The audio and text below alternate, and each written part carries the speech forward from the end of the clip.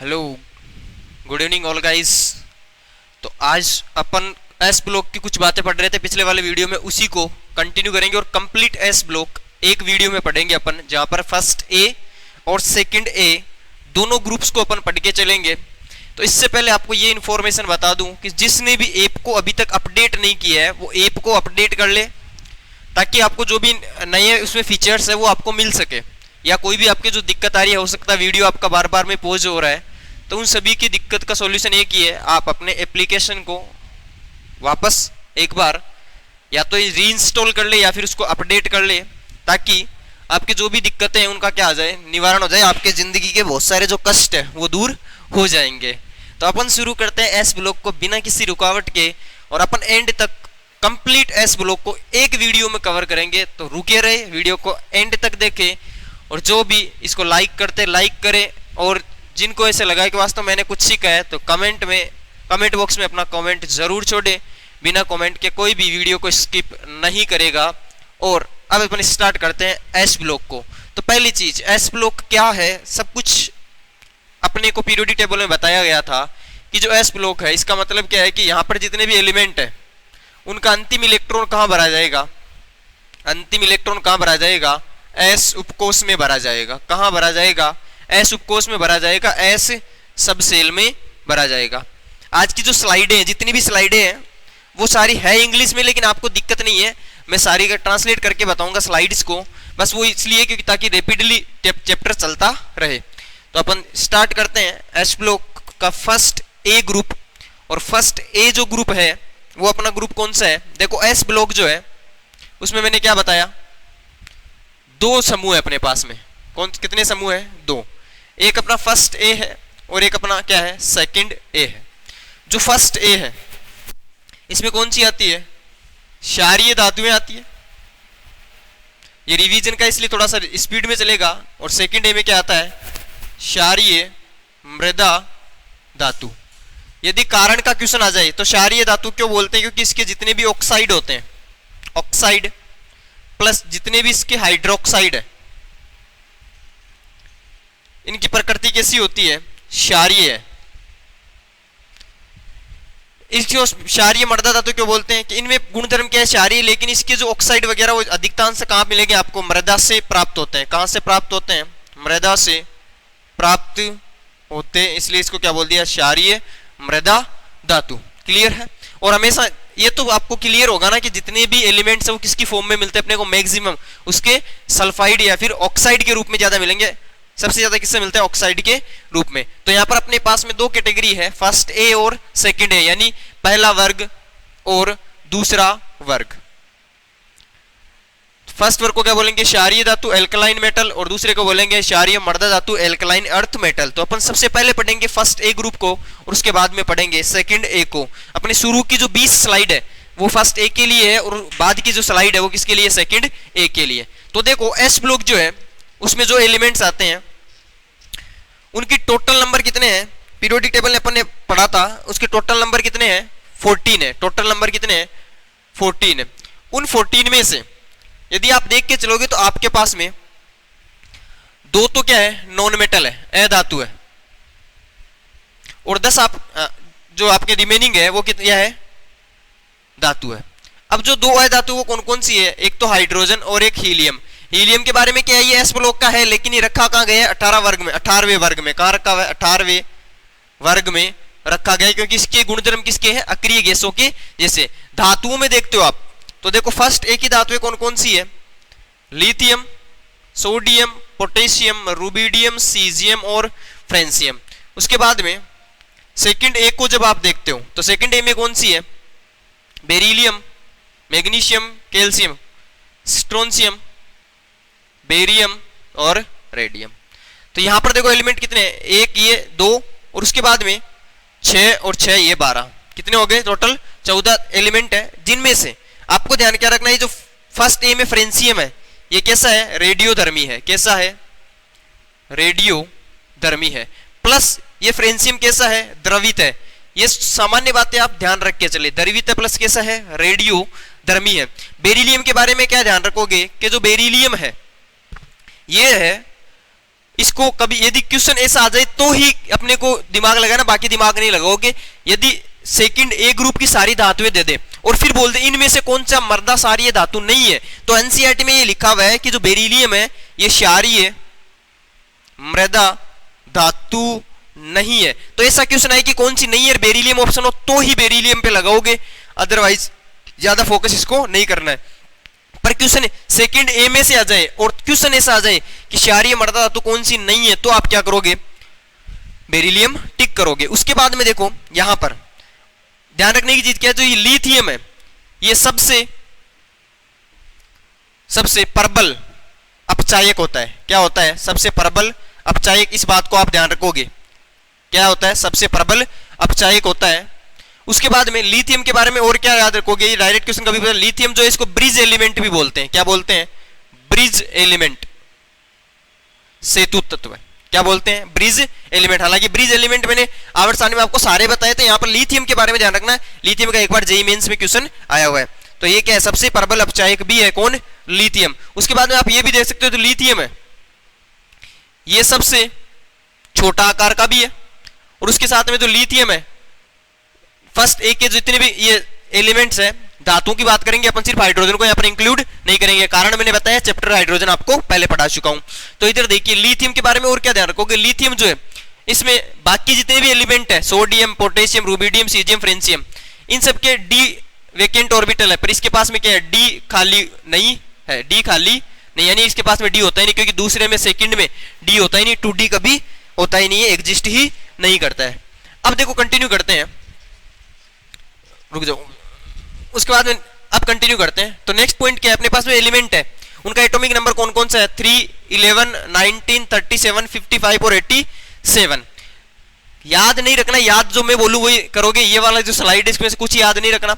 सामान्य इलेक्ट्रॉनिक जो विन्यास है वो कौन सा होता है, NS1। फर्स्ट ए का सामान्य इलेक्ट्रॉनिक विन्यास क्या होता है, NS1। तो आप देख सकते हो यहाँ पर 2s1 है, या 3s1 है, या 4s1 है, या 5s1 है, 6s1 है, और यहाँ पर 7s1 है। अब याद कैसे रखना है, तो मैंने क्या बोला, आगे जो संख्या लिखी हुई है वो क्या है, n की वैल्यू। n किसको दर्शाता है, जितना इनकी आवर्त की संख्या है वो लिख देना, और s के अंदर कितने इलेक्ट्रॉन भरे जाते हैं, s। जैसे आप देख सकते हो जो सोडियम है कौन सी आवर्त में है, तीसरी आवर्त में, तो s फर्स्ट एक का है, तो सामान्य इलेक्ट्रॉनिक विन्यास क्या होगा, NS1। n की वैल्यू कितनी रख दूंगा, तीसरी आवर्त का तो 3, तो क्या हो जाएगा, सोडियम का 3s1। अब देखो नेक्स्ट स्लाइड,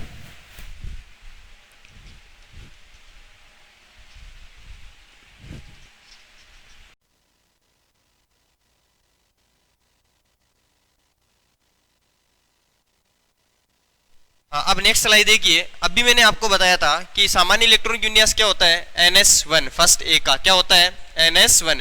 तो इतना ये नॉर्मली चीजें आजकल नहीं पूछी जाती है। यदि अपन इसकी भौतिक अवस्था की बात करके चले, किसकी बात कर रहे हैं, भौतिक अवस्था की, तो देखो भौतिक अवस्था अपने को याद नहीं रखनी है, ये सॉफ्ट होते हैं, लाइट होते हैं। ये इंपॉर्टेंट है कि सॉफ्ट फिजिकल स्टेट में कौन कौन से ध्यान रखना। तो मैंने आपको आवर्त सारणी बताया था, लिथियम, सोडियम और जो पोटेशियम होता है ये इतने मुलायम होते हैं। कैसे होते हैं, मुलायम होते हैं। कितने मुलायम होते हैं कि इनको चाकू की सहायता से काटा जा सकता है, चाकू की सहायता से काटा जा सकता है, काटा जा सकता है। बात क्लियर है, ये पॉइंट याद रखोगे। उसके बाद में और क्या ध्यान रखोगे आप, यहीं पे कितने मुलायम भी है, प्लस इनका घनत्व भी क्या होता है, कम होता है। घनत्व क्या होता है, कम होता है। और घनत्व वाला जो है इसमें से इंपॉर्टेंट क्वेश्चन पूछा जाता है। घनत्व का क्वेश्चन कौन सा है, तो ध्यान रखना, लिथियम से ज्यादा सोडियम, फिर पोटेशियम, फिर रूबिडियम और सीजियम, ऐसा होना चाहिए था, लेकिन ऐसा ना ध्यान रखे, थोड़ा सा घनत्व का क्या है, उल्टा है। तो यहां पर देखो, आप देख सकते हो कि लिथियम से सीजियम तक जो है इनके घनत्व जो होता है थोड़ा सा बढ़ता है। हालांकि बाकी जितने भी तत्व हैं उन सबसे इनका घनत्व कम होता है, लेकिन ऊपर से नीचे जाने पर इनका घनत्व बढ़ता है। पर जो सोडियम और पोटेशियम है, यहां पर गलती नहीं करोगे, मैं फिर बता रहा हूं, क्वेश्चन बनेगा तो यहीं से बनेगा घनत्व का। सोडियम का घनत्व पोटेशियम से ज्यादा है, थोड़ा सा। सोडियम जो है उसका घनत्व पोटेशियम से क्या है, ज्यादा है। ये इंपॉर्टेंट याद रखोगे, रट लेना, अभी लिख लो, सोडियम का घनत्व पोटेशियम से ज्यादा है। बाकी इस क्रम में कोई भी चेंजिंग नहीं करनी है। उसके साथ में घनत्व वाला ध्यान रखोगे, मेल्टिंग और बॉइलिंग पॉइंट, यानी इनका जो गलनांक और जो क्वथनांक है, गलनांक और जो क्वथनांक है, वो क्या होता है, ऊपर से नीचे जाने पर, टॉप बॉटम तर यानी टॉप से बॉटम पर जाओगे, ऊपर से नीचे जाओगे तो क्या होता है, घटता है। क्या होता है, घटता है। ध्यान रखोगे, क्या होता है, घटता है। लिथियम से सीजियम तक क्या होता है, घटता है। क्या होता है, घटता है। उसके बाद में धात्विक लक्षण पूछे, क्या पूछे, धात्विक लक्षण। तो मुझे बताओ, धात्विक लक्षण मतलब धातु के लक्षण। धातु क्या होती है, जो इलेक्ट्रॉन दान करती है। अब मुझे बताओ, ऊपर से नीचे जाने पर परमाणु आकार क्या होता है, बढ़ता है। यदि परमाणु आकार बढ़ेगा तो इलेक्ट्रॉन आसानी से निकाल सकते हैं कि नहीं निकाल सकते हैं, बिल्कुल निकाल सकते हैं। यदि इलेक्ट्रॉन आसानी से निकाल सकते हैं तो बताओ वो बॉन्डिंग में इलेक्ट्रॉन जाएंगे कि नहीं जाएंगे, जाएंगे। यदि बॉन्डिंग में इलेक्ट्रॉन जाएंगे तो यदि इलेक्ट्रॉन आसानी से निकल रहा है तो आसानी से निकलेगा तो बॉन्डिंग में अच्छी तरह से जाएगा, तो अपने धात्विक लक्षण क्या होगा, बढ़िया दिखाएगा। तो ध्यान रखना, लिथियम से सीजियम पर जाओगे तो धात्विक लक्षण क्या होते हैं, बढ़ते हैं। धात्विक लक्षण बढ़ते हैं, याद नहीं रखना है, ये नॉर्मल चीजें हैं। कौन सा ध्यान रखोगे, लिथियम सोडियम पोटेशियम को चाकू से काटा जा सकता है, 1 पॉइंट, और सोडियम का घनत्व पोटेशियम से ज्यादा होता है, 2 ही पॉइंट याद रखोगे इस स्लाइड में। नेक्स्ट स्लाइड, अब देखिए नेक्स्ट स्लाइड में देखिए आप, हाँ, अपन ने बात की थी कि इसका जो मेल्टिंग पॉइंट होता है वो टॉप से बॉटम जाने पर क्या होता है, टॉप से बॉटम पर जाने पर क्या होता है, घटता है। तो यहां पर देखो लिथियम का जो गलनांक वो कितना है, 180 डिग्री सेंटीग्रेड। सोडियम का कितना है, 98 डिग्री सेंटीग्रेड। वही पोटेशियम का देखो 63 डिग्री सेंटीग्रेड, और रुबिडियम का 39 डिग्री सेंटीग्रेड, और सीजियम का होता है 28 डिग्री सेंटीग्रेड। तो आप देख रहे हो कंटिन्यूअसली ये क्या होता है, टॉप से जब आप बॉटम पर जाते हो, टॉप से कहां जाते हो, बॉटम पर जाते हो तो क्या होता है, घटता है। बस इतना ही ध्यान रखना है। प्लस बाकी तत्वों की कंपैरिजन में क्या होता है, इनका कम होता है। बात क्लियर है। नेक्स्ट स्लाइड में देखो आप, अब अपन चलते वापस इनके नेक्स्ट लक्षण देखो। गुणधर्मों में इंपॉर्टेंट चीजों को अपन को ध्यान देना है, और वो याद कैसे करनी है मैं बताऊंगा। अब देखिए, यदि बात करके चले चालकता की, तो आपको पता है ये धातु है, तो धातु जो होती है वो विद्युत की क्या होती है, सुचालक होती है। कोई याद नहीं रखना, याद ये भी नहीं रखना, इनका जो सामान्य ऑक्सीकरण अंक होता है। अब बाह्यतम कोश में कितने इलेक्ट्रॉन है, NS1, 1 इलेक्ट्रॉन है, तो 1 इलेक्ट्रॉन दान करेंगे, क्योंकि धातु है, धातु का इलेक्ट्रॉन दान करने की प्रवृत्ति होती है। इलेक्ट्रॉन दान करेगा तो क्या दिखाएगा, +1 ऑक्सीकरण अवस्था। हाइड्रोजन के बारे में ध्यान रखना, हाइड्रोजन +1 और -1 दोनों दिखाती है। कब दिखाती है, तो हाइड्रोजन अपने धात्विक हाइड्राइड में क्या दिखाता है, -1, और बाकी इससे अधिक विद्युत ऋणात्मकता वाले के साथ में जुड़ता है तो क्या दिखाता है, +1 विद्युत ऋणात्मकता। उसके बाद देखो ये ऑक्सीकरण अवस्था। उसके बाद देखो आयनाइजेशन एंथैल्पी, यानी आयनन ऊर्जा की बात कर रहा है, आयनन एंथैल्पी की बात कर रहा है। तो आप खुद देखो ना, यदि आप टॉप से बॉटम पर जाते हो तो परमाणु आकार क्या होता है, बढ़ता है। परमाणु आकार क्या होता है, बढ़ता है। परमाणु आकार बढ़ेगा तो इलेक्ट्रॉन आसानी से निकाल सकते हैं, तो एनर्जी क्या होगी, कम लगानी पड़ेगी। तो IE क्या होगी, ऊपर से नीचे जाने पर घटती है। IE अपन ने आवर्त सारणी में बहुत शानदार तरीके से पढ़नी है, तो इसको यहां पर ध्यान नहीं रखना है। उसके बाद देखो नेक्स्ट पॉइंट, मैं बताऊं सिर्फ वो ही पॉइंट याद रखोगे, ये ध्यान रखेंगे। हाइड्रेशन ऑफ आयन मतलब आयन का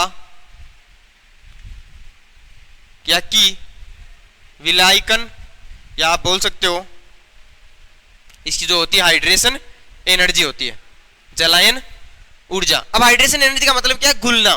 मैंने आपको एक फंडा बताया था दूरवणता के बाद में, कि जो आयन पानी के बाहर छोटा होता है वो पानी के अंदर उतना ही क्या होगा, बड़ा होता है। तो आप मुझे बताओ, lithium plus, sodium plus, potassium plus, rubidium plus और सीजियम प्लस, इनमें से मैंने क्या बोला, जो बाहर छोटा वो पानी के अंदर क्या होगा, बड़ा। क्या याद रखोगे, जो बाहर छोटा वो पानी में बड़ा, वो पानी में बड़ा। क्लियर है। तो आप देखो लिथियम, सोडियम, पोटेशियम, रुबिडियम और सीजियम पर जाओगे तो लिथियम बाहर सबसे छोटा, तो अंदर क्या होगा, उतना ही बड़ा होगा। तो सबसे ज्यादा हाइड्रेशन, सबसे ज्यादा जल किसके साथ जुड़ेगा, लिथियम के साथ में। तो याद रखोगे, ये इंपॉर्टेंट क्वेश्चन है, इसके ऊपर अंडरलाइन कर लेना। तो लिथियम की क्या होगी सबसे ज्यादा, उसके बाद में सोडियम, उसके बाद पोटेशियम, उसके बाद रुबिडियम और सीजियम। तो टॉप से बॉटम पर जाने पर क्या होगा, घटता है। तो हाइड्रेशन सबसे ज्यादा किसका होगा, लिथियम का। इसको याद कर लेना, ये इंपॉर्टेंट है। नेक्स्ट पॉइंट देखो आप, तो हाइड्रेशन जो एनर्जी है वो क्या होगी, उसका क्रम क्या याद रखोगे, लिथियम प्लस की ज्यादा, उसके बाद में सोडियम प्लस, उसके बाद में पोटेशियम प्लस, उसके बाद में रुबिडियम प्लस, और उसके बाद में सीजियम का सबसे कम। ये ध्यान रखोगे, सिर्फ इतना ही इंपॉर्टेंट है इस पूरे पेज में। नेक्स्ट स्लाइड देखो, नेक्स्ट स्लाइड।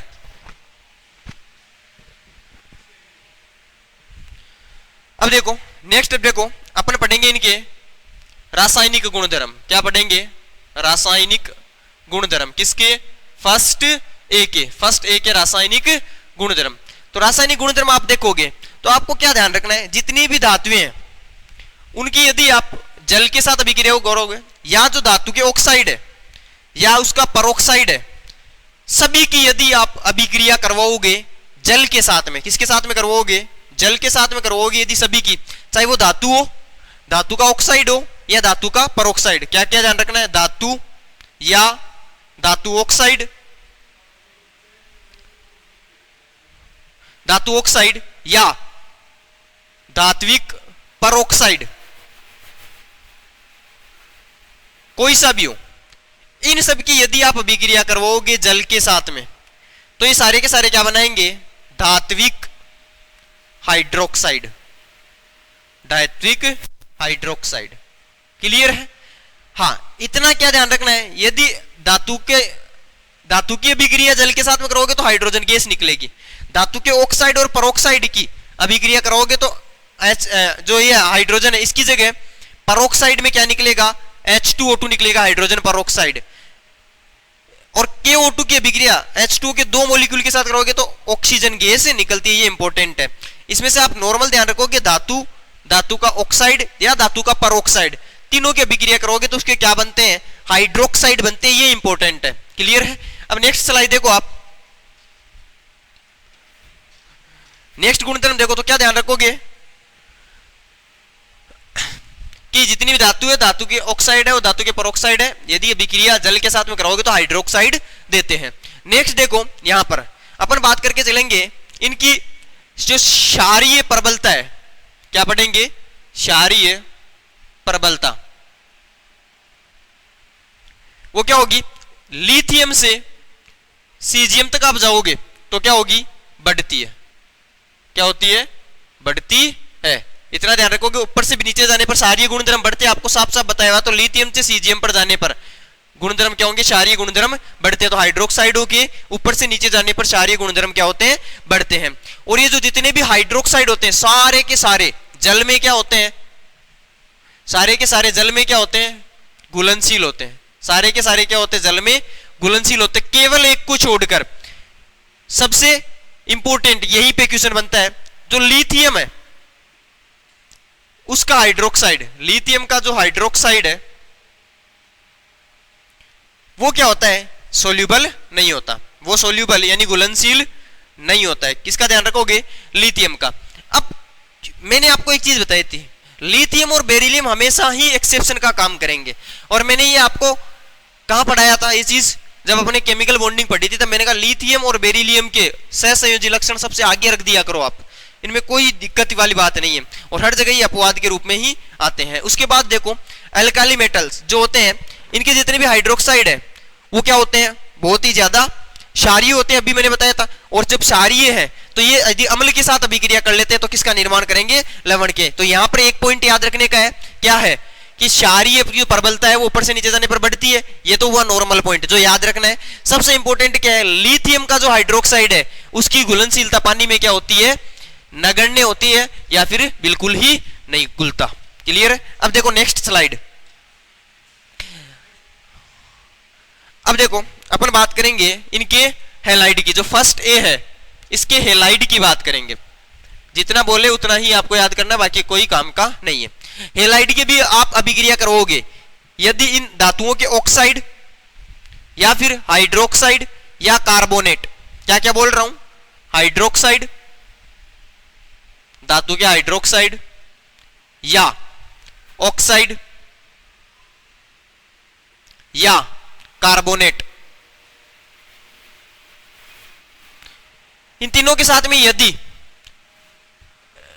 हेलाइड्स के एसिड जो होते हैं, हेलोजन के 2 एसिड होते हैं, उन एसिड की अभिक्रिया करोगे। अब दिमाग में क्वेश्चन आता है सर एसिड की ही क्यों करवाई, तो आप मुझे बताओ धातु के ऑक्साइड और धातु के हाइड्रोक्साइड की प्रकृति कैसी होती है, क्षारीय प्रकृति होती है। अब बताओ क्षारीय प्रकृति वाली चीज जब अम्ल के साथ अभिक्रिया करेगी तो क्या बनेगा भाई, सॉल्ट बनेगा। अम्ल और क्षार अभिक्रिया करके क्या बनेगा, लवण बनता है। इसलिए मैंने यहां पर अम्ल की अभिक्रिया क्योंकि क्षार और अम्ल मिलकर क्या बनाएंगे, लवण बनाते हैं। तो देखो क्षार ऑक्साइड कैसा होता है, क्षारीय। HX क्या होते हैं, जहां पर H+ देते हैं अम्लीय, तो हेलाइड। और ये जो अम्ल क्षार अभिक्रिया दिखाकर क्या बनाएंगे, उदासीनीकरण अभिक्रिया करेंगे, तो यहां पर क्या बन जाएंगे, सारे के सारे लवण बनेंगे। क्या बनेंगे, लवण। तो मैंने क्या बोला, ये जो हाइड्रोक्साइड है, ऑक्साइड और कार्बोनेट है, इनकी यदि आप अम्ल के साथ अभिक्रिया कराओगे तो क्या बनेगा, लवण प्लस जल।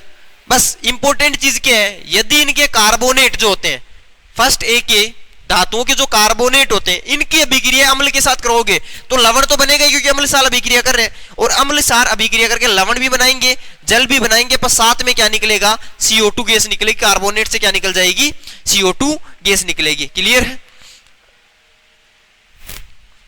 अब देखो यहां पर अभी मैंने क्या बोला था, लिथियम जो है, लिथियम क्या करता है, डिफरेंट प्रॉपर्टी यानी भिन्न गुणधर्म दर्शाता है। तो आप देखो लिथियम क्यों दिखाता है गुणधर्म, ये भिन्न गुणधर्म क्यों दिखाता है, इसका जो व्यवहार होता है वो थोड़ा सा बाकी सबसे डिफरेंट क्यों होता है, उसके बहुत सारे कारण है। नंबर 1, लिथियम जो होता है ना, इसके पास में साइज जो है, इसका जो आकार है वो कैसा है, बहुत ही कम, यानी सबसे कम इसी का है, सबसे कम तो इसका आकार है, पहली चीज। दूसरा, यदि आकार कम है तो बताओ ये दुर्वणता क्या दिखाएगा, इसकी जो पोलराइजेशन है इसकी दुर्वणता क्या होगी रे, धनायन जितना छोटा दुर्वणता उतनी ही ज्यादा। दुर्वणता की कंडीशन ही क्या थी, धनायन छोटा ऋणायन बड़ा होना चाहिए तभी दुर्वणता होगी। यहां पर ये तो सबसे छोटा है, इसका मतलब दुर्वणता इसकी क्या होगी, सबसे अधिक। दुर्वणता सबसे अधिक होगी तो मुझे बताओ इसमें लक्षण कैसे होंगे, आयनिक या सहसंयोजी, सहसंयोजी। इसलिए सबसे ज्यादा सहसंयोजी लक्षण किसके होते हैं, लिथियम के सहसंयोजी लक्षण सबसे ज्यादा होते हैं, क्योंकि ये दुर्वणता करता है या दुर्वणता ज्यादा होती है सबसे इसकी। क्यों, क्योंकि ये बहुत ही कम आकार का होता है। उसके बाद में अभी मैंने क्या बताया था, इसकी जो हाइड्रेशन है, क्या हाइड्रेशन जो इसकी है वो भी सबसे अधिक है, सबसे क्या है, अधिक है। उसके बाद में इसकी जो आयनन ऊर्जा है, आयनन एंथैल्पी, वो भी क्या है, सबसे ज्यादा है। आयनन एंथैल्पी भी क्या है, सबसे ज्यादा। उसके बाद में इसके पास में डी खाली जो डी उपकोष है वो भी नहीं है, खाली डी उपकोष भी नहीं है। तो इन सभी कारणों के कारण ये क्या करता है, गुणधर्म क्या होते हैं, थोड़े से अलग दिखाता है। प्लस और क्या प्रॉपर्टीज हो सकती है इसकी, इसके जो वैद्युत धनात्मक लक्षण है, इलेक्ट्रोपॉजिटिव लक्षण है, वो क्या होते हैं, वो भी क्या होते हैं, बहुत कम होते हैं। प्लस ये क्या होता है, प्रबल अपचायक, ये सबसे इंपॉर्टेंट है, प्रबल अपचायक भी होता है। इन सब कारणों से ये क्या होता है, थोड़ा सा अलग व्यवहार करता है। अब देखो इसके लक्षण किससे मिलेंगे, ये जो लिथियम है इसके लक्षण मिलेंगे किससे, तो मैंने क्या बताया था, लिथियम याद करो, लिथियम मैग्नीशियम के साथ में क्या दिखाता है, विकर्ण संबंध। क्या दिखाता है, विकर्ण संबंध। तो लिथियम जो है इसके मैक्सिमम जो लक्षण है वो किसके साथ मिलेंगे, मैग्नीशियम के साथ में मिलेंगे। इसका आकार भी मैग्नीशियम से क्या होता है, लगभग समान होता है। इसके जो ऑक्साइडों के गुणधर्म होते हैं या जिसकी रिएक्शन जो होती है, केमिकल रिएक्शन, वो भी कैसी होती है, मैग्नीशियम और लिथियम की लगभग सेम सेम होती है। अब देखो नेक्स्ट स्लाइड देखो,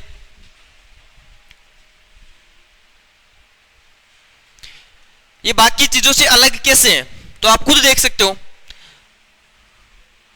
बाकी जितनी भी धातुएं होती है, जितनी भी धातुएं होती है, उन सबसे ये क्या होता है, थोड़ा सा हार्ड होता है। सोचो थोड़ा सा क्या होता है, हार्ड होता है। बाकी जो धातुएं कौन सी, फर्स्ट एक की जो बाकी धातुएं कौन कौन सी, सोडियम, पोटेशियम, रुबिडियम, सीजियम, तो इनसे क्या होता है, थोड़ा सा हार्डर होता है। इसका जो मेल्टिंग और बॉइलिंग पॉइंट है, अभी मैंने बताया था गलनांक क्या होता है, ऊपर से नीचे जाने पर घटता है, तो सबसे ज्यादा किसका होगा, लिथियम का होगा। इसलिए इसका क्या होता है, मेल्टिंग और बॉइलिंग पॉइंट, जलनांक और क्वथनांक क्या होता है, थोड़ा सा अधिक होता है।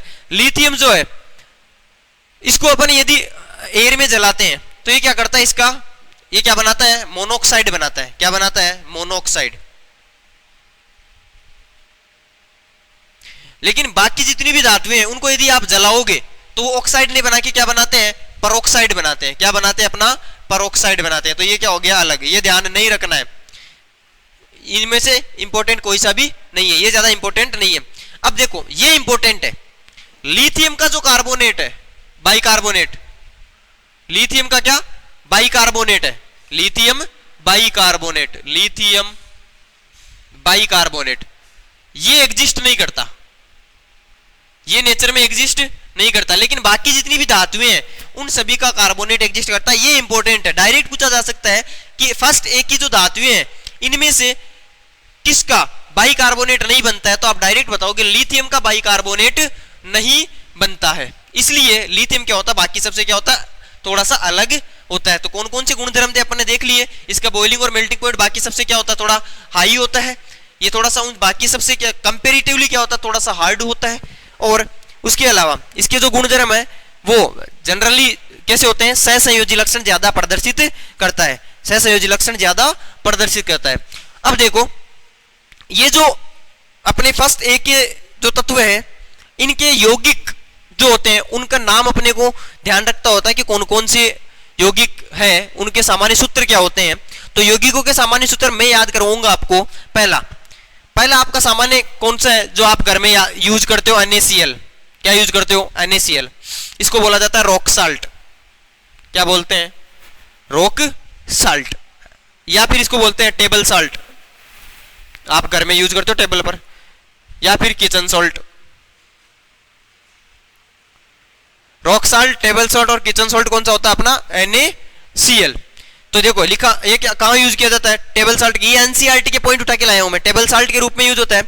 और उसी के साथ में इसका प्रयोग कहां किया जाता है, बाकी जैसे भी यौगिक होते हैं, जैसे अपना धावन सोडा है, धोने का सोडा जो होता है वो है, अपना बेकिंग सोडा होता है, इन सबको बनाने में भी इसका निर्माण किया जाता है। या इसका जो प्रोक्साइड होता है, सोडियम प्रोक्साइड, वो बनाने में भी इसका निर्माण किया जाता है। बस ये एक चीज ध्यान रखो कि रॉक साल्ट और टेबल साल्ट क्या होता है उसका फॉर्मूला। हाँ। अब देखो नेक्स्ट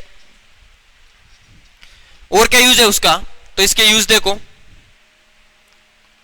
अब देखो नेक्स्ट पॉइंट, अब अपने पास में आ गया कास्टिक सोडा, क्या आ गया, कास्टिक सोडा। कास्टिक सोडा का फॉर्मूला होता है NaOH, ये तो कास्टिक सोडा। कभी कभार कास्टिक पोटास पूछ लेते हैं, कास्टिक पोटास, तो आप बताओगे KOH, दोनों में से सामान्य तो पूछ ले जाता है। तो कास्टिक सोडा क्या होता है, NaOH। अपने जेट में पूछने के ज्यादा चांस होते हैं ऐसे क्वेश्चनों के सामान्य सूत्रों के। तो कास्टिक सोडा क्या होता है, NaOH। अब याद कैसे करना है मैं करवाऊंगा, कैसे, अपन सब लोग सामान्यतः यही के राजस्थान के ही है। तो आपने नोटिस किया होगा शादियों में, जब शादी में अपने जो घर वाले जाते हैं तो वापस जब आते तो उनको एक चीज दी जाती है, लावणा। क्या देते हैं, लावणा। उस लावणा को क्या बोला जाता है, दूसरा याद आपको पता होगा कि लावणा को एक चीज और बोले जाते हैं, कासा। क्या बोलते हैं, कासा, कासा बोलते हैं। मतलब अपने जो होते हैं तो बोलते हैं कि भाई जी आप तक माँ के नान्यू तो आयोग नान्या को कासो गाल दो, तो कासो का ही चीज हुए, तो लावणा का बोले कासो। तो आप क्या याद रखोगे, कासो। अब की बार जो कासो आयो है, अब की बार ताका जो कासो आयो है वो कासो थोड़ा हाई फाई है, तो क्या याद रखोगे, कासो हाई फाई। अब देखो याद कैसे रखेगा, का से याद करोगे आप कास्टिक सोडा, कास्टिक सोडा। सो से याद रखोगे सोडियम, हाई से याद रखोगे हाइड्रोक्साइड। तो कास्टिक सोडा का फॉर्मूला याद हो गया, सोडियम हाइड्रोक्साइड, कासो हाई। तो कास्टिक सोडा का फॉर्मूला क्या होगा, सोडियम हाइड्रोक्साइड। अभी सारी ट्रिक एक साथ हो जाएगी सभी यौगिकों की, तो फिर आप कहोगे अब आसान हो गया। तो कास्टिक सोडा का सूत्र क्या होगा, NaOH। अब देखो कास्टिक जो सोडा है इसका कहां पर अपन प्रयोग किया जाता है या फिर इसका निर्माण कैसे होता है, तो निर्माण करने की जो एक पहली प्रोसेस होती है उसको बोला जाता है गोसेज प्रक्रम। क्या बोला जाता है, गोसेज प्रक्रम। याद नहीं रखना है, कुछ भी ध्यान नहीं रखना है। जब आप सोडियम बाइकार्बोनेट की अभिक्रिया कैल्शियम हाइड्रोक्साइड के साथ करोगे तो कैल्शियम कार्बोनेट जो होता है वो अवक्षेप के रूप में नीचे बैठ जाता है और आपके पास क्या बन जाता है, NaOH। नहीं याद करना है। या पूछा जा सकता है कि कास्टिक सोडा कौन से प्रक्रम से बनाया जाता है, तो आप याद रख सकते हो कौन से गोसेज प्रक्रम से बनाया जाता है। जैसे मैंने कल बताया था सोडियम बाइकार्बोनेट जो होता है Na2CO3 वो कौन से प्रोसेस से बनते हैं, साल्वे प्रक्रम से। ये इंपॉर्टेंट है, साल्वे वाला क्वेश्चन बहुत बार आया हुआ है।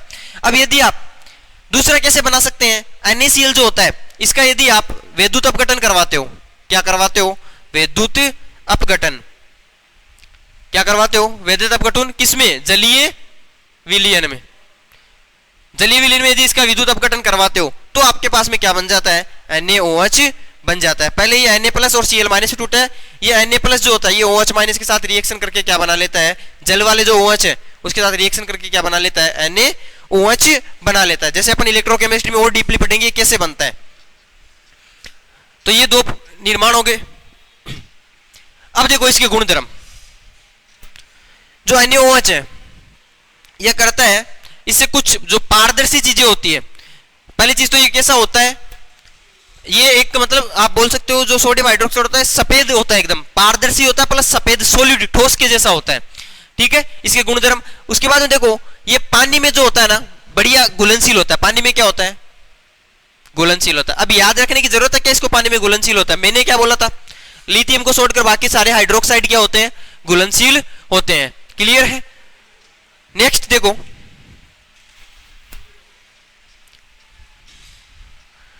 अब आ गए अपन धावन सोडा पर, वॉशिंग सोडा, वॉशिंग सोडा, धावन सोडा, धावन सोडा क्या याद रखोगे, सूत्र ट्रिक बतानी है तो ट्रिक क्या रखोगे, अपन क्या अपन मारवाड़ी में क्या बोलते हैं, कोई भी काम करते तो भाई जी वो काम तो धांसू करे होते, तो अब की बार क्या बोलोगे, धांसू करो, अब की बार बोलोगे धांसू काट्यो 10 बाल्टी पानी, धांसू काट्यो 10 बाल्टी पानी। तो देखो धावन सोडा, सू से याद करोगे सोडियम,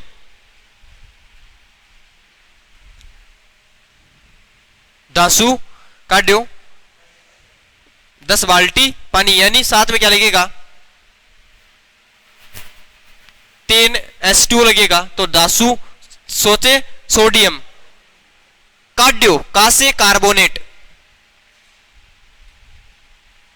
तो धावन soda sodium carbonate dot 10H2, मैंने 10 बाल्टी क्यों बोला, क्योंकि 10H2O लगते हैं, तो आपको क्रिस्टलन जो जल है इसका, इसकी संख्या भी याद हो गई, क्लियर। तो 10H2 होता है किसके साथ में, सोडियम कार्बोनेट के साथ, तो क्या याद रखोगे, दासू काट्यो 10 बाल्टी पानी, तो दा से धावन, सोडा स से सोडियम, का से कार्बोनेट, तो sodium carbonate Na2CO3 dot 10H2, Dasu काट्यो 10 बाल्टी पानी, तो ये हो गया सोडियम कार्बोनेट डॉट 10H2, ये वाला याद रखोगे, क्लियर है। इसको क्या बोलते हैं, वॉशिंग सोडा बोलते हैं, धावन सोडा, या फिर इसका दूसरा नाम पूछ ले तो इसको बोलते हैं साल सोडा, क्या बोलते हैं, साल सोडा बोलते हैं, क्लियर बात है। अब देखो दो चीज यहां पर ध्यान रखने की थी, कहां यूज करते हैं अपन, डिटर्जेंट में यूज करते हैं।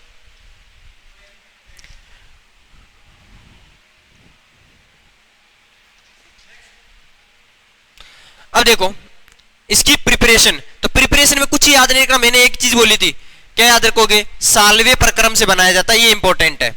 ये क्या किससे बनाया जाता है, तो याद रखोगे साफ दिमाग में बैठा लेना, सोडियम कार्बोनेट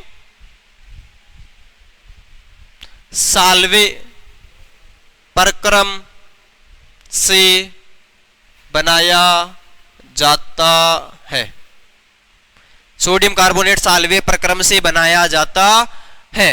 उसके बाद में देखो ऐसे पूछ ली कि साल्वे प्रक्रम में कच्चा माल क्या क्या चाहिए, मैं बोल रहा हूं याद नहीं रखना, NaCl अमोनिया और कैल्शियम कार्बोनेट यूज किए जाते हैं, याद नहीं करने, इतना ध्यान रखना। यहां से NaCl जो होता है इसको एक चीज और बोलते हैं ब्राइन, ब्राइन बोला जाता है, तो बोलते हैं ना ब्राइन विलियन में क्या यूज होता है, तो ब्राइन विलियन में क्या यूज होता है, NaCl, तो ब्राइन भी बोलते हैं NaCl को, ये ध्यान रखना है। इसके गुणधर्म क्या क्या है, तो सोडियम जो कार्बोनेट है ये भी कलर में कैसा होता है, सफेद होता है, क्रिस्टलीय होता है, सफेद कैसा होता है, क्रिस्टलीय, और पानी में ये भी क्या होता है, घुलनशील होता है, पानी में ये भी कैसा होता है, घुलनशील होता है, तभी तो धावन सोडा है ना। और इसकी जो घुलनशीलता है वो ताप बढ़ाने पर घटती है, ताप बढ़ाने पर घटती है। क्यों घटती है? क्योंकि ये कैसी है, एक्सोथर्मिक प्रोसेस होता है, तो टेम्परेचर बढ़ाने पर क्या होता है, अपने जो अपन ने पढ़ा था ली-साताले प्रिंसिपल, उसके अनुसार क्या होगी, इसकी घुलनशीलता घटने लग जाती है टेम्परेचर बढ़ाने पर। अब देखिए अपना जो नेक्स्ट जो एस ब्लॉक के एलिमेंट्स है उसकी जो रिएक्शन करवाओगे, जो अपना क्या बोलते हैं दावन सोडा है, इसकी यदि आप रिएक्शन करवाओगे तो आपको कोई सी भी रिएक्शन ध्यान नहीं रखनी है सिवाय एक रिएक्शन की, और वो है यदि आप इसकी रिएक्शन कैल्शियम क्लोराइड के साथ में करवाते हो तो आपके पास में क्या बनता है, कैल्शियम कार्बोनेट और NaCl बनता है। और इसके बिगड़े यदि आप H+ के साथ में करवाते हो, किसके साथ में, H+ के साथ में करवाते हो, तो आपके पास में क्या बनती है, CO2 गैस मुक्त होती है। यदि आप इसके बिक्रिया जल के साथ में करवाओगे, किसके साथ में, जल के साथ में, तो आपके पास में क्या बनेगा, हाइड्रोजन कार्बोनेट और NaOH मतलब कास्टिक सोडा।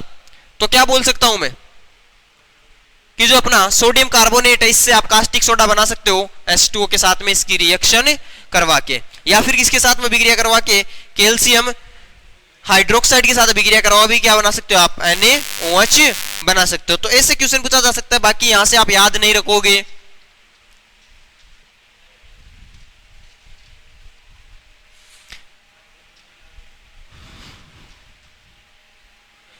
अब इसके यूज कहां होते हैं, यूज में से क्वेश्चन पूछा जाता है, यहां से जो भी क्वेश्चन आएगा यूज में से आएगा।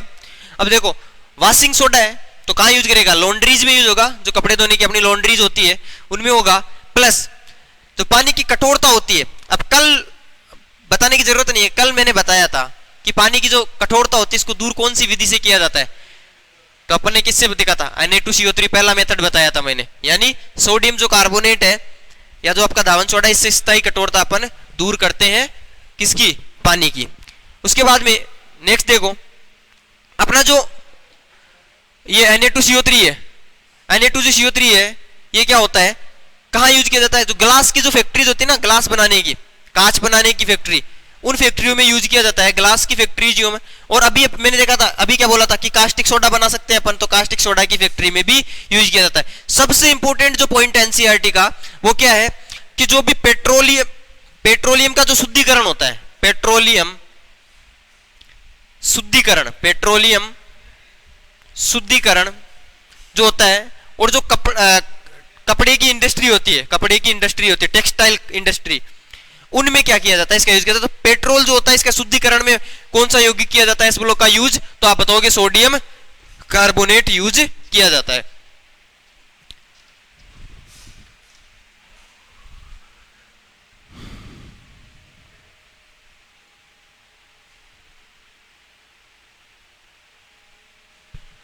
अब देखिए ये वो अपना फर्स्ट ए। अब अपन सेकंड ग्रुप पर चलेंगे, तो सेकंड ग्रुप पे देखो आपके सामने स्लाइड अपीयर हो रही है। अब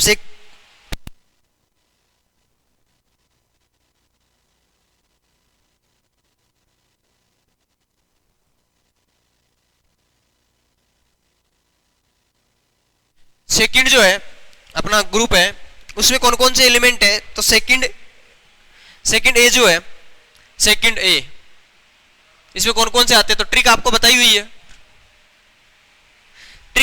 हुई है, बेटा, मांगे, कार, स्कूटर, बाप, राजी, ये एलिमेंट है। सबसे इंपॉर्टेंट चीजें मैं यहां से बता दूं जो याद रखनी है आपको, पहले आगे अपन हालांकि पढ़ेंगे। बेरिलियम सबसे अधिक सहसंयोजी बताया हुआ है। उसके बाद मैग्नीशियम के बारे में क्या याद रखोगे, मैग्नीशियम की गुणधर्म किससे मिलते हैं, लिथियम से, और बेरिलियम के किससे मिलते हैं, एल्यूमिनियम से, बताया हुआ है।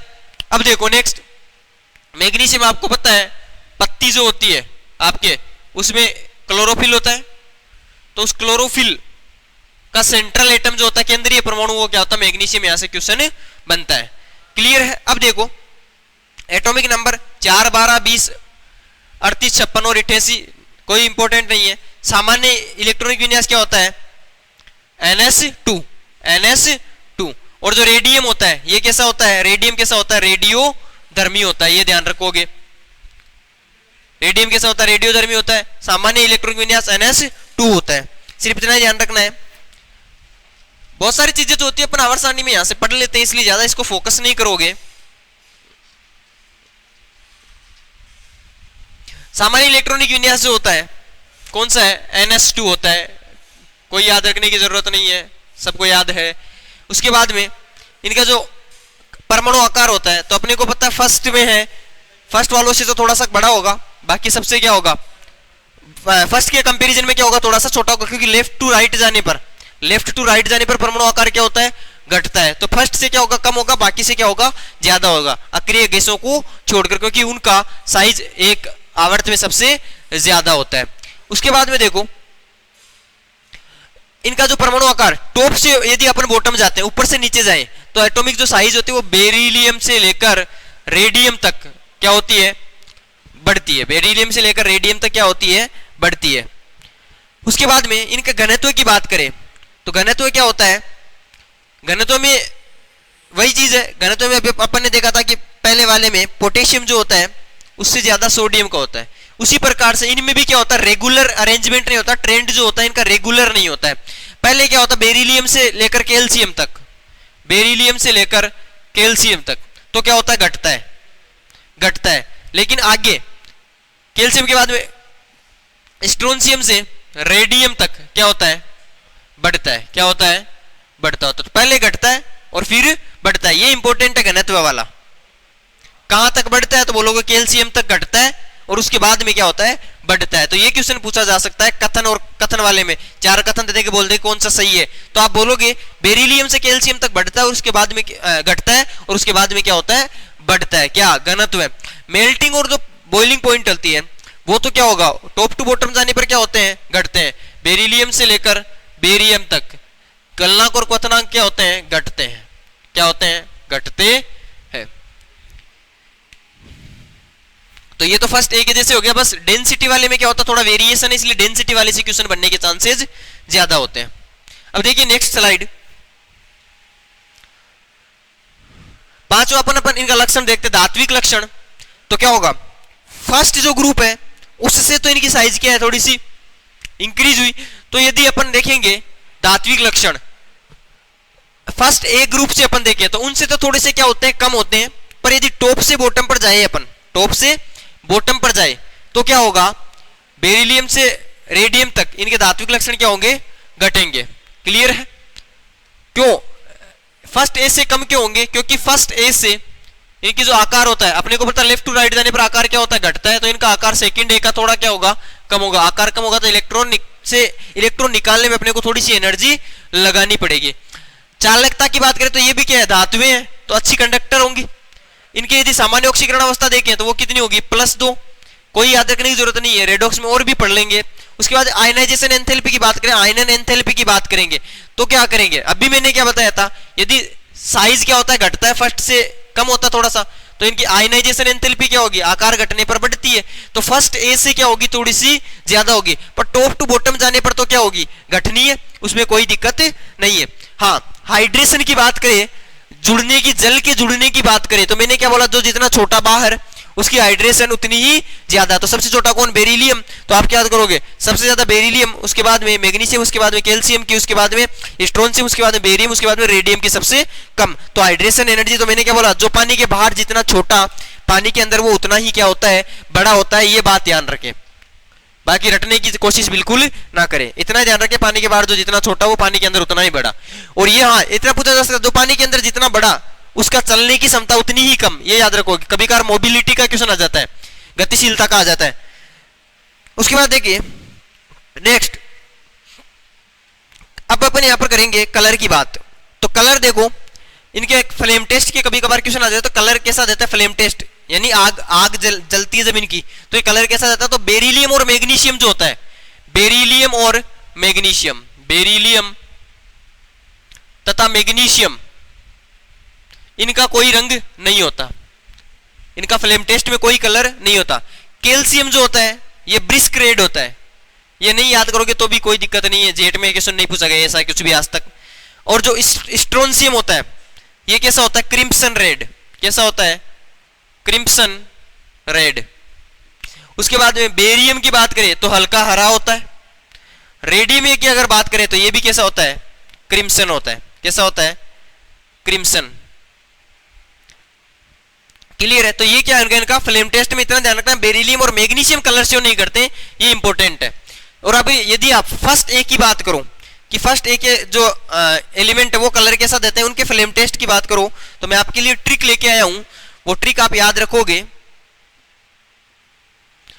तो आपको मैं फर्स्ट ए की बता रहा हूं, ये तो सेकंड ए के एलिमेंट है। यदि फर्स्ट ए के लेते हो आप, तो फर्स्ट ए के लिए मैं आपके लिए ट्रिक लेके आया हूं कि लेकर नया, क्या याद रखोगे, फर्स्ट ए के लिए लेकर नया केक पल्लवी पल्लवी रब रवि से बोली।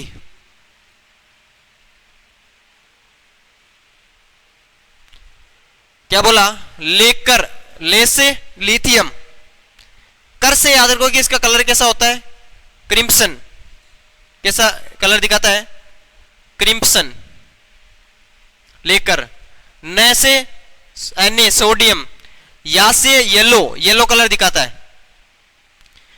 केक, लेकर केक है, कैसे मतलब के, तो आप केक से क्या लोगे, के।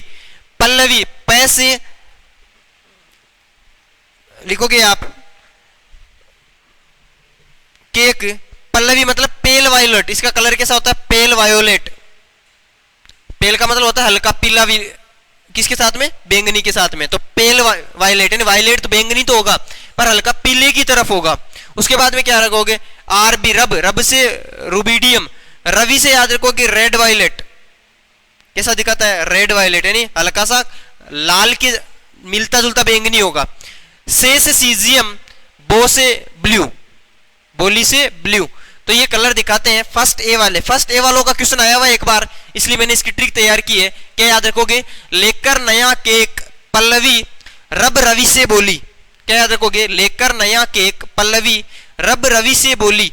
तो ले से लिथियम, कर से क्रिम्सन रेड, न से Na, या से येलो, केक से पोटेशियम के आ गया, पल्लवी से पेल वायलेट, आरबी से रब से आरबी रुबीडियम, रवि से रेड वायलेट, से स्केंडियम सॉरी सीजियम, और बोली से ब्लू याद कर लोगे आप। तो ये ट्रिक हो गई फर्स्ट ए वालों की, क्योंकि यहां से एक क्वेश्चन आया हुआ है। अब देखो वापस वही जल के साथ में अभिक्रिया। जल के साथ अभिक्रिया करोगे तो वही ये धातुएं हैं, और जल के साथ में अभिक्रिया कराओगे तो ये क्या बनाएंगे, ऑक्साइड। क्या बनाता है, ऑक्साइड। तो मैग्नीशियम की मैंने रिएक्शन करवाया H2 के साथ में, तो क्या बना, मैग्नीशियम का ऑक्साइड। पर जैसे जल की मात्रा में बढ़ाता और 2 H2 लेता हूं, तो ये क्या बना लेगा अपना हाइड्रोक्साइड, और हाइड्रोजन गैस को क्या कर देता है, मुक्त कर देता है। तो कैल्शियम की भी आप अभिक्रिया यदि H2 के साथ में करवाओगे तो आपको तो नॉर्मली ध्यान रखना है क्या बनाते हैं, हाइड्रोक्साइड बनाएंगे। क्या बनाएंगे, हाइड्रोक्साइड बनाएंगे। पानी के साथ में क्या करेंगे, हाइड्रोक्साइड बनाते हैं।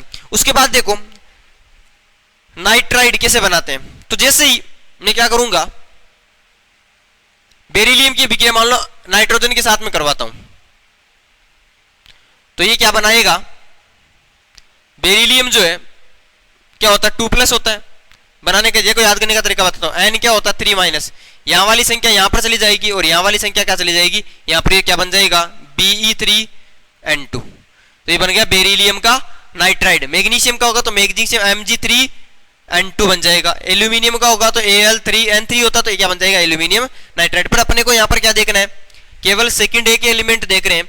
ये नाइट्राइड का फॉर्मेशन कैसा होता है तो मैंने बता दिया, बेरिलियम की पहले नाइट्रोजन के साथ करवा दोगे, मैग्नीशियम के ऊपर नाइट्रोजन के साथ रिएक्शन करवाएंगे तो ये क्या बन जाएगा, नाइट्राइड बन जाएंगे। क्लियर है।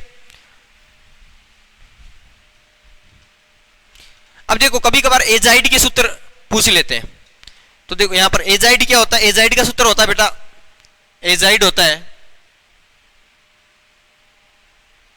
N3-, क्या होता है N3-। तो आपको बोलते बेरिलियम का एजाइड क्या होता है, Be क्या होता है 2+, N3 क्या होता है माइनस, तो क्या बन जाएगा BeN3 का होल ट्वाइस। एजाइड के सूत्र डायरेक्ट पूछा तो एजाइड क्या होता है इतना ध्यान रखना, N3-, N3- नहीं, नीचे है 3। उसके बाद में मैग्नीशियम का एजाइड पूछ रहे तो MgN3 का होल ट्वाइस। तो ये एजाइड के सूत्र पूछ लिए जाते हैं। और एजाइड वाला पी ब्लॉक के अंदर क्वेश्चन भी है, तो आप रिएक्शन भी करवाता है, तो अपने को एजाइड वाले इंपॉर्टेंट ध्यान रखने हैं। तो नाइट्राइड कैसे बना, तो मैंने बोला आपको डनाइन और रिडाइन बना के आप क्या कर दोगे, क्रॉस प्रोडक्ट से इनका फॉर्मूला बना लोगे। उसके बाद देखो, अब मैंने क्या बोला था, लिथियम और बेरिलियम हमेशा क्या दिखाते हैं, अलग लक्षण दिखाते हैं। तो बेरिलियम के अलग लक्षण होने के कारण, तो पहले ये क्या होता है, थोड़ा सा कैसे इसके गुणधर्म अलग अलग है। तो मैग्नीशियम जो है इससे ज्यादा हल्का होता है अपना बेरिलियम। उसके बाद में इसका जो मेल्टिंग और बॉइलिंग पॉइंट है वो जितने भी मेंबर है इन सबसे ज्यादा होता है। तो आप खुद भी देख सकते हो, मैंने बोला टॉप टू बॉटम जाने पर घटता है, तो सबसे ज्यादा किसका होगा, बेरिलियम का होगा। उसके साथ में जो बेरिलियम है ये पानी के साथ अभिक्रिया नहीं करती, बाकी जो होते हैं पानी के साथ में अभिक्रिया करते हैं। क्लियर है। उसके बाद में और कौन से पानी के साथ में, तो बाकी जितने भी धातुएं हैं वो तो गर्म पानी के साथ अभिक्रिया करती है, और बेरिलियम जो होता है वो अभिक्रिया नहीं करता है। क्यों, क्योंकि बेरिलियम कैसा होता है, सहसंयोजी लक्षण का होता है। तो सहसंयोजी लक्षण वाले जो होते हैं वो थोड़े कम घुलते हैं पानी में, क्योंकि पानी जो होता है वो कैसा होता है, पोलर मॉलिक्यूल है, तो आयनिक उसमें ज्यादा घुलते हैं। अब देखो सबसे इंपॉर्टेंट पॉइंट जो मैं बता रहा हूं, बेरिलियम तथा एल्यूमिनियम, मैंने क्या बोला, बेरिलियम के लक्षण किससे मिलते हैं, एल्यूमिनियम। बेरिलियम तथा एल्यूमिनियम के, ये है इंपॉर्टेंट क्वेश्चन, यहां से बनेगा। बेरिलियम और एल्यूमिनियम के ऑक्साइड और हाइड्रोक्साइड कैसे होते हैं, तो याद रखना उभयधर्मी। कैसे होते हैं, उभयधर्मी, इसको गोट लेना, क्वेश्चन यहां से बनता है। बेरिलियम तथा एल्यूमिनियम के ऑक्साइड तथा हाइड्रोक्साइड उभयधर्मी होता है, और एक हाइड्रोक्साइड कल बताया था मैंने H2 जल, H2 भी कैसा होता है, उभयधर्मी। बोलो क्लियर है। तो ध्यान रखना हाइड्रोक्साइड और ऑक्साइड बेरिलियम और एल्यूमिनियम के कैसे होते हैं, उभयधर्मी। डायरेक्ट क्वेश्चन पूछा जाता है, निम्न में से कौन सा उभयधर्मी ऑक्साइड है, एम्फोटेरिक ऑक्साइड इज, तो आप डायरेक्ट बेरिलियम और एल्यूमिनियम के कंपोनेंट देखोगे, या फिर आप क्या देखोगे, वहां पर H2O देखोगे। उसके साथ में अभी मैंने क्या बोला था, बेरिलियम जो होता है ये क्या करता है, बेरिलियम सहसंयोजी यौगिक बनाता है, और सहसंयोजी जब मैंने पढ़ाया था केमिकल बॉन्डिंग में, साफ बोला था बेरिलियम और लिथियम को सबसे आगे रख दो। तो बेरिलियम सबसे आगे सहसंयोजी होता है, और बाकी जितने भी है वो सारे कौन से यौगिक बनाते हैं, आयनिक यौगिक। कैसे बनाते हैं, आयोनिक यौगिक बनाते हैं। मतलब आपको ऐसे पूछा जाता है बेरिलियम का ऑक्साइड और स्ट्रोंशियम का ऑक्साइड है, तो बोलेगा इनमें से कौन सा सहसंयोजी, तो ये सहसंयोजी हो गया, और ये कैसा होगा, आयनिक होगा कंपेरेटिवली। तो ये ज्यादा आयनिक होगा बेरिलियम के ऑक्साइड से स्ट्रोंशियम वाला। क्लियर है। नेक्स्ट देखो,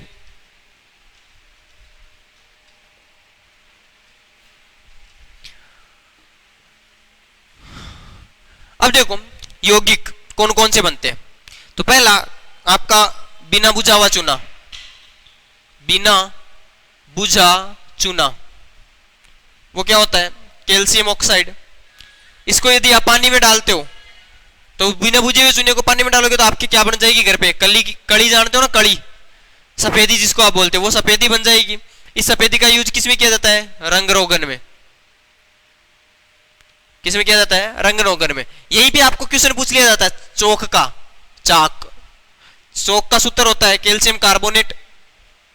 क्या होता है, कैल्शियम। संगमरमर का सूत्र पूछ ले यहां से, सेकंड ए से, संगमरमर वो भी क्या होता है, कैल्शियम कार्बोनेट होता है। क्लियर है। अब यहां से दो यौगिक में और बता रहा हूं आपको, याद आ गए, जो पी ब्लॉक के, लेकिन आपको याद रखने हैं दो। वो कौन कौन से, एक तो chilli salt Peter, chilli salt Peter, और उसके साथ में एक याद रखोगे इंडियन साल्ट पीटर। इन दोनों के सूत्र याद रखोगे। अब कैसे रखना मैं याद करवाता हूं। मैंने है ना मैडम को एक बार बोला था, मैडम कौन सी, मैं यहाँ की मैडम की बात करूँ, मैं पहले फॉरेन में पढ़ाता था, उसकी बातें हैं, वहां पर मेरे एक मामला सेट हो गया था।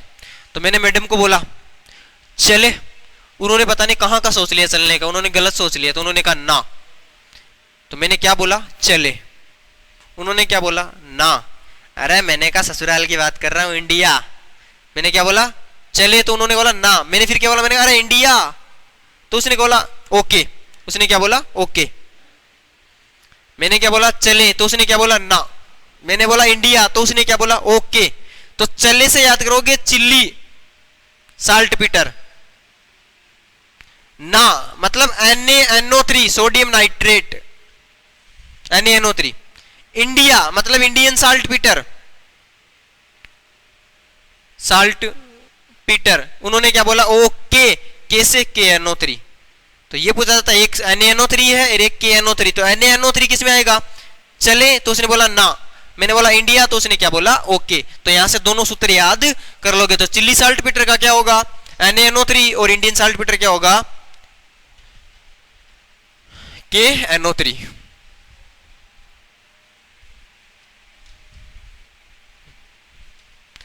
अब जैसे ये कैल्शियम कार्बोनेट जो आपका ये टूटेगा, यदि मैं इसको 1000 डिग्री सेंटीग्रेड ताप दे दूं, यदि ये टूट जाता है तो क्या बना लेता है, अपना ऑक्साइड बना लेता है। अब देखो नेक्स्ट,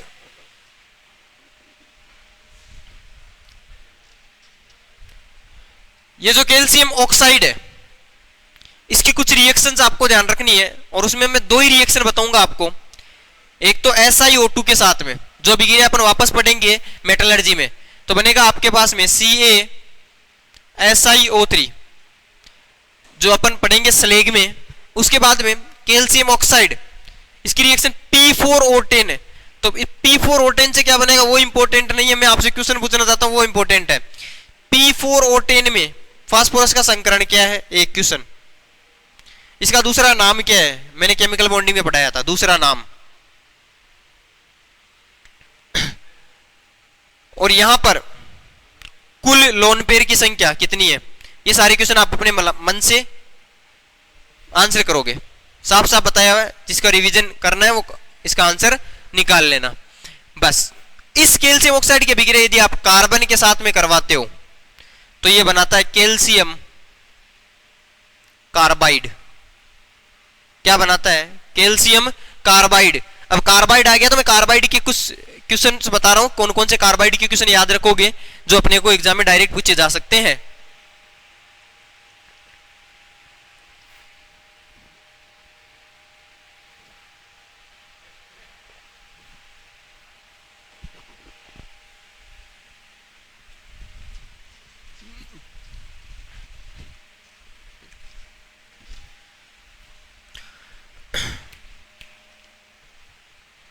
देखो कार्बाइड के जो क्वेश्चन है वो कौन कौन से पूछे जाते हैं, तो आप ध्यान रखोगे, एक मिनट आपको। देखो कार्बाइड, कार्बाइड का सूत्र होता है, एक तो होता है कार्बाइड होता है C2 और एक होता है C4-। ये कार्बाइड होते हैं C2 C4- और एक केवल C2- होता है। तो ये नहीं, ये दो, ये होता कार्बाइड, एक होता कार्बाइड ही है। तो अपने देखो कार्बाइड की केमिस्ट्री पढ़ा रहा हूं, यहां से क्वेश्चन बहुत बार पूछा जा गया है। देखो एक तो अपने को ध्यान रखना है कैल्शियम कार्बाइड, और एक होता है एल्यूमिनियम का कार्बाइड Al4C3, और ये होता है CaC2। इसको तो आप तोड़ते हो तो ये क्या बनेगा, Ca2+ और C2-2-।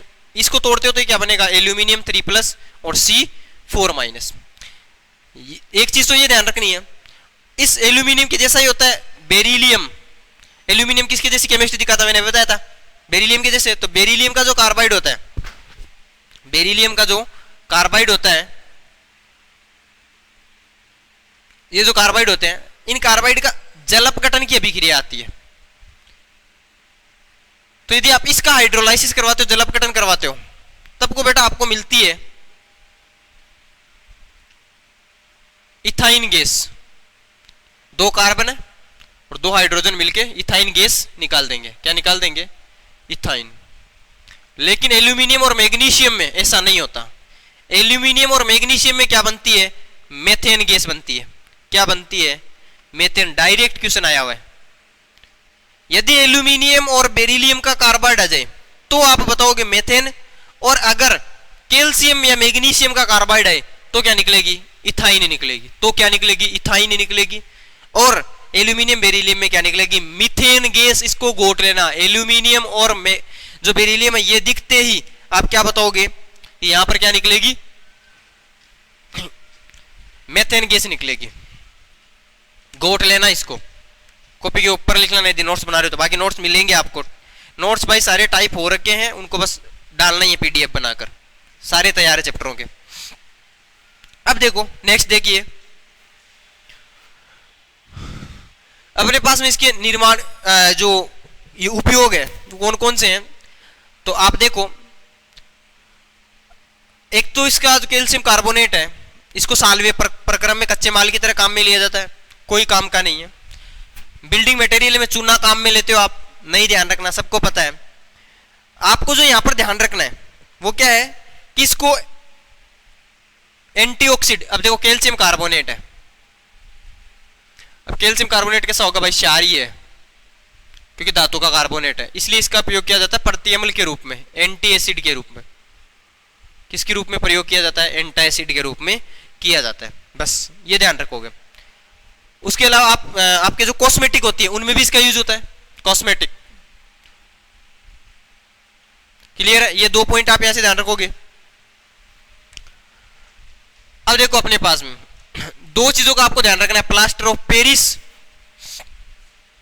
एक तो प्लास्टर ऑफ पेरिस और एक जिप्सम।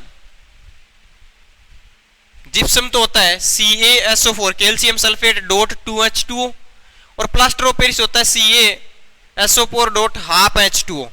इसके सूत्र इंपॉर्टेंट है, जब प्लास्टर ऑफ पेरिस की अभिक्रिया आप डेड H2O के साथ में करवाते हो तो क्या बन जाता है आपका, जिप्सम बन जाता है। बस कैल्शियम प्लास्टर ऑफ पेरिस अपने डिजाइन वगैरह में काम में लेते हैं, घर में डिजाइनिंग वगैरह वगैरह में, और प्लास्टर ऑफ पेरिस जो है ये अपन प्लास्टर वगैरह जब करते हैं, क्योंकि अपन प्लास्टर करते हैं तो पाउडर के रूप में नहीं होता, वो क्या होता है, कठोर होता है। जिप्सम कैसा होता है, कठोर होता है, और प्लास्टर ऑफ पेरिस किसका होता है, पाउडर के रूप में होता है। तो ध्यान रखना अभिक्रिया, ये 2 पॉइंट ध्यान रखना, इसका सूत्र दोनों में से एक का क्वेश्चन पूछा जा सकता है, और हाफ H2 होता है या 2H2 होता है, तो डेड H2 से अभिक्रिया करवा दोगे प्लास्टर ऑफ पेरिस की, तो आपके पास में क्या बन जाता है, जिप्सम बन जाता है। ये 2 पॉइंट आप ध्यान रखोगे।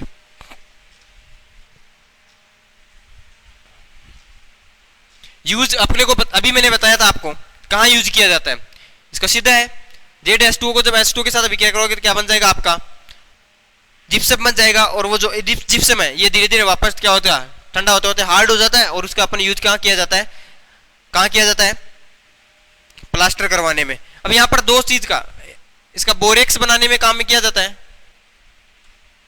बोरेक्स के जो रिडक्शन होता है उसमें यूज किया जाता है, और फिटकरी जो होते हैं इन सब के क्या होते हैं, रिडक्शन में आता है, इनके द्वारा ये रिड्यूस होता है, क्या होता है, रिड्यूस यानी अपचयित होता है। ये पॉइंट याद नहीं रखना, बस बोरेक्स का सूत्र ध्यान रखना, Na2B4O7। क्लियर है, ये सूत्र आप ध्यान रखोगे, बोरेक्स का सूत्र ध्यान रखना है। क्लियर है, तो ये छोटे छोटे पॉइंट ध्यान रखने। एस ब्लॉक में से आएगा तो क्वेश्चन बिल्कुल 0 लेवल क्वेश्चन आएगा, बिल्कुल 0 लेवल क्वेश्चन। आगे आगे आगे निकालो।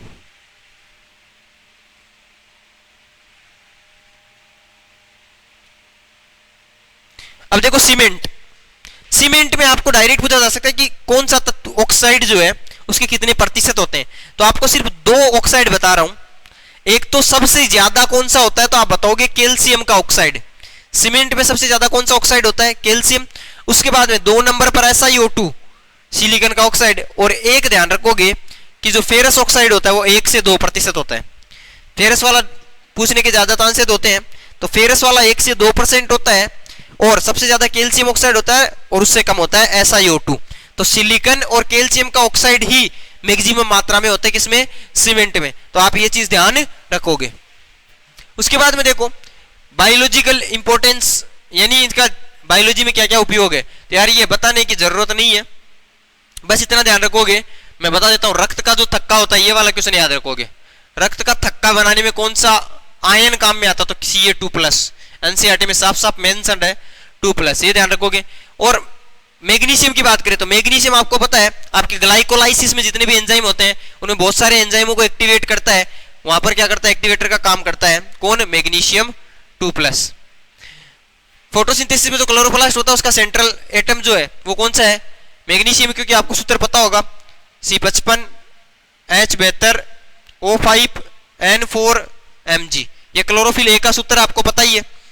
और उसके बाद में क्लोरोफिल बी का भी आपको पता C55S70O6N4Mg। तो यहां पर देख सकते हो Mg क्या होता है, सेंट्रल एटम होता है क्लोरोफिल के अंदर। तो आपको ये मैं नहीं बताऊंगा। मैग्नीशियम आपको पता है राइबोसोम जो होता है उसकी उप इकाइयों को जोड़ने में भी काम आता है कौन, मैग्नीशियम। ज्यादा सांद्रता होती है तो क्या बनता है, द्विलक बनता है समान इकाइयों का, और कम सांद्रता होती है तो असमान इकाइयों का क्या बनता है, द्विलक बनता है। कैल्शियम के उपयोग अभी मैंने बताए थे आपको, वही है कौन सा, ब्लड क्लोटिंग वगैरह में काम में आता है आपको। और क्या आता है अपने आपके जो आयन होते हैं, जो रिक्तिका होती है उसमें आयन का बैलेंसिंग करने में काम में आता है। तो ये सारी चीजें क्या थी, एस ब्लॉक की थी, जो मैंने सारी लाइनें आपको कवर करके बता दी है। और कौन कौन से एस ब्लॉक के सूत्र पूछे जा सकते हैं, तो विरंजक चूर्ण, विरंजक चूर्ण, विरंजक चूर्ण क्या होता है, CaOCl2।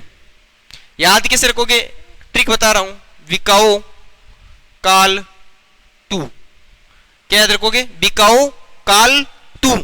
तो बी से विरंजक चूर्ण,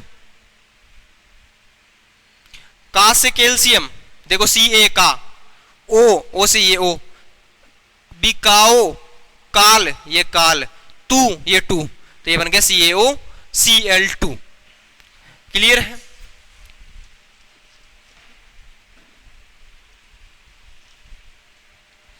उसके अलावा क्या क्या क्वेश्चन और क्या पूछा जा सकता है, तो आप ध्यान रखना। एक तो होता देखो नीला तोता, एक होता सफेद तोता, एक होता हरा तोता। इनके क्वेश्चन भी पूछे जा सकते हैं। तो देखो तोता का मतलब होता है देखो H2SO4, H2SO4 से लिया गया तोता, यानी इनमें सल्फेट आयन होगा। तो देखो नीला तोता का फॉर्मूला होता है CuSO4.5H2, ठीक है। इसका फॉर्मूला होता है ZnSO4.7H2, और हरे तोता का होता है FeSO4.7H2। अब याद कैसे रखना, तो ट्रिक बता रहा हूं।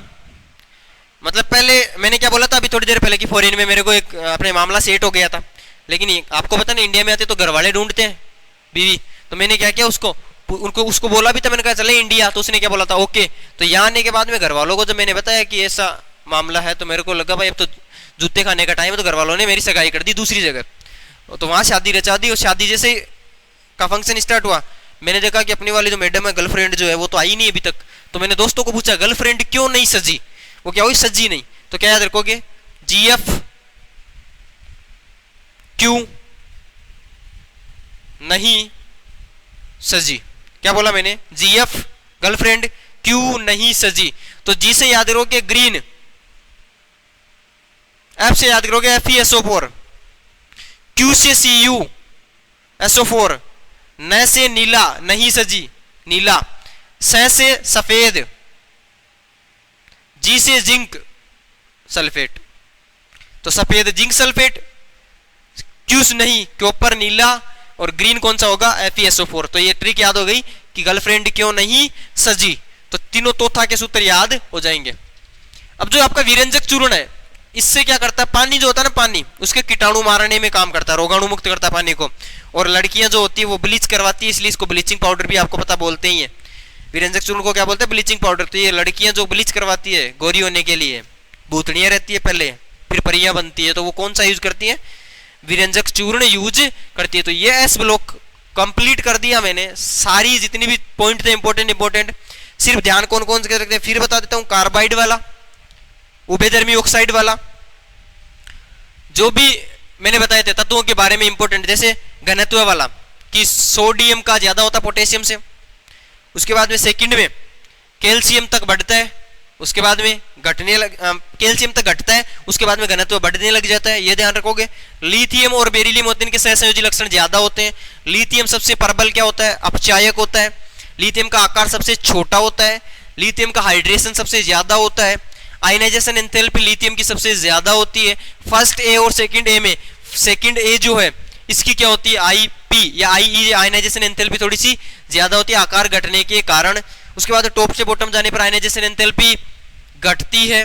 और क्या ध्यान रखोगे, रिएक्शन में जो इंपॉर्टेंट पॉइंट मैंने बताए थे वो ध्यान रखोगे। और जितने भी यौगिकों के मैंने सामान्य सूत्र बताए वो ध्यान रखोगे, बाकी कुछ भी इंपॉर्टेंट नहीं है। एस ब्लॉक से बिल्कुल सामान्य क्वेश्चन आएगा।